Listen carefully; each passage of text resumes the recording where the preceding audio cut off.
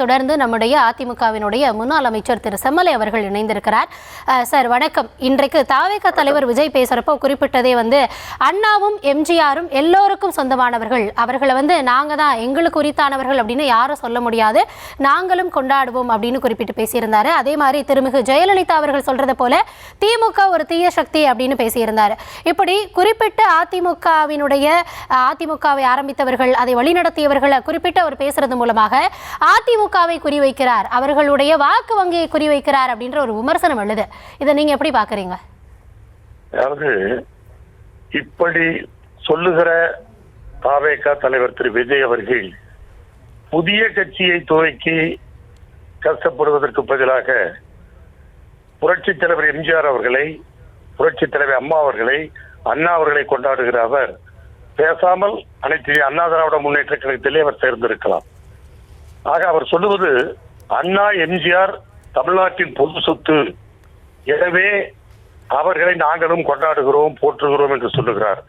நான் அவருக்கு ஒரே ஒரு கேள்வி உங்கள் ஊடகத்தின் வாயிலாக, இவர் கட்சியை துவக்கிய போது கொள்கை தலைவர்கள் என்று 5 பேரை குறிப்பிட்டார்.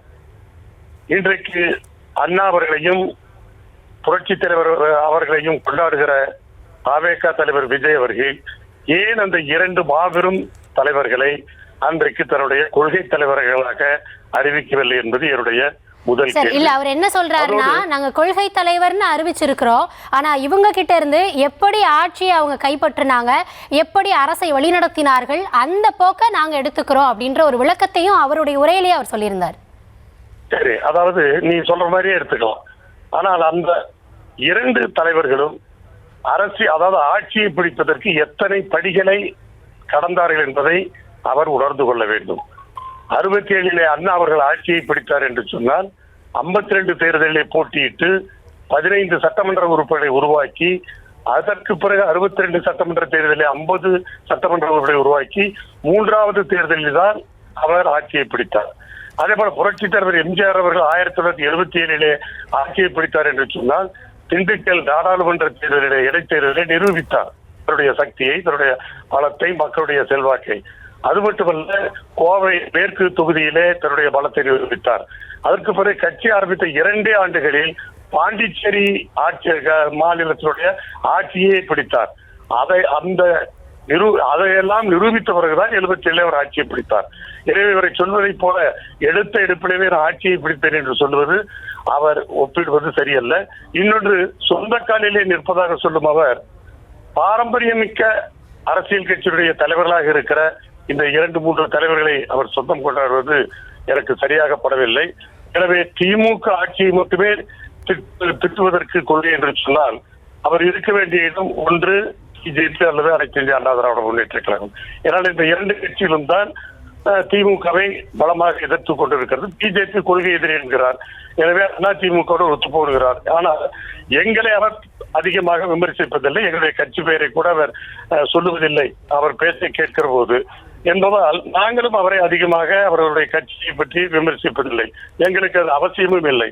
ஆனால் எங்கே எங்களை மறைமுகமாக தாக்குகிறார் என்று சொன்னால், இன்றைய நிலையில் தமிழக அரசியலில் தேர்தல் களத்திலே அதிமுக வெர்சஸ் திமுக, இதுதான் தேர்தல் களம். ஆனால் அவரது கற்பனையில் திமுக வெர்சஸ் தாவேகா என்கிறார். இது அந்த பூனை கண்ணை மூடிக்கொண்டால் பூலகமே 2 விட்டதை போல அவர் நினைத்துக் கொண்டிருக்கிறார். ஆனால் எங்களுடைய இடத்தை அவரால் நிச்சயமாக பிடிக்க முடியாது. பிடிக்க நினைத்தால் அது ஏமாற்றம் தான் அவருக்கு ஏற்படும். தேர்தல் ஓட்டப்பந்தயத்திலே முந்த போது நாங்களாகத்தான் இருப்போம். எனவே இன்றைக்கு தேர்தல் களம் டிஎம்கே வெர்சஸ் ஏடிஎம்கே என்பதுதான் தேர்தல் களம். ஆனால் இவருடைய பேச்சிலிருந்து நான் புரிந்து கொள்வது, நான் ஏற்கனவே உங்களுடைய ஊடகத்திலே பேட்டியிலே அவருடைய கட்சி ஒப்பிடும் போது தாவேகா ஒரு தவழும் குழந்தை என்று சொல்லியிருக்கிறேன். எனவே இந்த குழந்தைகளுக்கு எப்பொழுதுமே பெற்றோர்கள் இந்த கிருஷ்ண ஜெயந்தியிலே கிருஷ்ணன் வேஷம் போட்டு அழகு பார்ப்பார்கள். எனவே கிருஷ்ணர் வேஷம் போட்டு அழகு பார்க்கிற குழந்தை தானும் கிருஷ்ண பகவான் என்று நினைத்துக் கொள்வதை போல இன்றைக்கு இவர் அதீத ஆசை பட்டுக் கொண்டிருக்கிறார். அதுதான் அவருடைய பேச்சிலிருந்து வெளிப்படுகிறது. எனவே என்னை பொறுத்தவரை அவருடைய பேராசை பெருநஷ்டமாகத்தான் முடியும். இன்னொன்றும் சொல்லுகிறீர்கள், தீய சக்தி என்று திமுக வர்ணிக்கிறார்.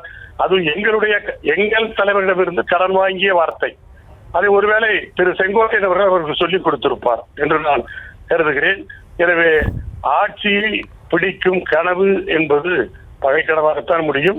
ஒருவேளை தாவேகாவுக்கு இந்த முதல் தேர்தல் அவருடைய கட்சிக்கு அங்கீகாரத்தை பெறுவதற்கும் கட்சிக்கு நிரந்தரமாக ஒரு சின்னத்தை பெறுவதற்கு வேண்டுமானால் பயன்படலாமே தவிர ஆட்சியை பிடிக்கிற அவருடைய கனவு நிச்சயமாக பகல் கனவாகத்தான் இருக்கும். எனவே நாங்கள் அதை அவருடைய பேச்சை பெரிதாக பொருட்படுத்தவில்லை. எனவே நான் ஏற்கனவே சொன்னதை போல எங்களை அவர் அதிகமாக விமர்சிக்காதனாலே நாங்களும் அவரை அதிகமாக விமர்சிப்பதில்லை. அதுதான் யதார்த்த நிலைமை. ஆனால் எங்களிடத்திற்கு அவர் போட்டி போட்டால் நிச்சயமாக அவர் ஏமாந்துதான் போவார். சார், இந்த எங்களிடத்திற்கு போட்டி போடுறது அப்படின்றதுல நீங்க எதை அர்த்தப்படுத்தி சொல்றீங்க? ஆட்சி கட்டில வருவதற்கான இடமா இல்ல திமுகவை எதிர்த்து நிற்பதற்கான? இல்ல 2026 தேர்தலில் அனைத்து இந்திய அண்ணா திராவிட முன்னேற்ற கழக தலைமையிலான கூட்டணி வெற்றி பெறுவது உறுதி. அனைத்து இந்திய அண்ணா திராவிட முன்னேற்ற கழக தலைமையிலே ஆட்சி அமைப்பதும் உறுதி. எங்களுடைய கழகத்தினுடைய பொதுச் செயலர் எடப்பாடி அவர்கள் முதலமைச்சராவது உறுதி. அதைத்தான் சொல்கிறேன். அந்த இடத்திற்கு அவர் ஆசைப்படுகிறார். காரணம், அவரே தலைமை தாங்குகிறார் கூட்டணிக்கு, அவரே முதலமைச்சராக தன்னை பிரகடனப்படுத்திக் கொள்கிறார். எனவே அவருடைய நோக்கம் 2027 ஆட்சியை பிடிப்பது. அந்த நோக்கம் நிறைவேறாது. அது எங்களுக்கு தான் சாத்தியம். அதுதான் மக்களுடைய, அதாவது மக்களை பொறுத்தவரையில இன்றைக்கு தேர்தல் நேரத்திலே திமுகவுக்கு மாற்று என்று வருகிற போது, வாக்குச்சாவடிக்கு போகிற போது கூட திமுகவுக்கு மாற்று அண்ணா திமுக தான் என்று அண்ணா திமுகவினுடைய இரட்டை இலக்குத்தான் வாக்களிக்க மக்களுடைய போகவே தவிர. சார், உங்களுடைய பதிலை நான் புரிஞ்சுக்கிட்டேன். நீங்க முன்னாடி ஒரு விஷயம் சொல்லியிருந்தீங்க, இது போன்ற கொள்கைகளை தலைவர்களை தான் அவர் ஃபாலோ பண்ண போறாருன்னா அதிமுகலயே வந்து இணைந்திருக்கலாமே அப்படின்னு கேட்டீங்க. ஆனா அவர் என்ன சொல்றாருன்னா, செங்கோட்டையன் அவர்களுக்கு உரிய அங்கீகாரம் இடம் இங்க வழங்கப்பட்டிருக்கு, இன்னும் செங்கோட்டையன் அவர்களை போல பல பேர் இங்க வருவாங்க, அவங்களுக்கான அங்கீகாரத்தையும் நாங்க தருவோம் அப்படின்னு அதிமுகவை கலைக்கக்கூடிய வேலையில அவர் ஈடுபடுறாரோ? அதாவது அப்படி நினைத்தால் அவர் நிச்சயமாக ஏமாந்து போயிடுவார். எங்களுடைய கட்சியினுடைய தொண்டர்கள், புரட்சி தலைவர் எம்ஜிஆருடைய பக்தர்கள், புரட்சி தலைவர் அம்மாவினுடைய உண்மையான தொண்டர்கள், எங்களுடைய பொதுச்செயலர் எடப்பாடியுடைய விசுவாசமிக்க தொண்டர்கள். எனவே எங்களுடைய தொண்டர்கள் எந்த காலத்திலும் சோடை போக மாட்டார்கள். எங்களுடைய தொண்டர்களை இவர்கள் களவாடலாம் என்று நினைத்தால் ஏமாந்து விடுவார். ஆனால் அவர் நீங்கள் சொல்லுவதை போல செங்கோட்டையன் அவர்கள் போல தலைவர்கள் வருவார்கள் என்று சொன்னால், செங்கோட்டையன் ஏன் போனார் என்று எங்களை போன்றவர்களுக்கு தெரியும். ஆனால் இங்கே இருக்கிற மற்ற தலைவர்கள் எல்லாம் அப்படி செங்கோட்டையன் வழியிலே போகக்கூடியவர்கள் அல்ல. செங்கோட்டையன் தன்னை தற்காத்துக் கொள்ள, தன்னுடைய இருப்பை நிரூபித்துக் கொள்ள அவர் அங்கு போயிருக்கிறார். ஆனால் நான் ஒன்றை சொல்லுகிறேன், செங்கோட்டையனை நம்பித்தான் தாவேகா இருக்கிறது என்று சொன்னால், அல்லது செங்கோட்டையன் வழிகாட்டுதலை நம்பித்தான் தாவேகா தலைவர் விஜய் நடக்கிறார் என்று சொன்னால், நிச்சயமாக இங்கேயே அவராலே ஒன்றும் செய்ய முடியவில்லை. செங்கோட்டையனாலே அங்கு போய் அந்த கட்சிக்கு அவராலே என்ன பலன் கிடைக்க போகிறது என்பது போக போகத்தான் தெரியும். நிச்சயமாக அவரை வைத்து அரசியல் நடத்தலாம், அவரை வைத்து அதிமுக தொண்டர்களை இழுக்கலாம் என்று சொன்னால் நிச்சயமாக அவர் ஏமாந்து விடுவார். நன்றி சார், நன்றி. இணைப்பில் வந்து உங்கள் தரப்பு பார்வையை பகிர்ந்தமைக்கு மிக்க நன்றி.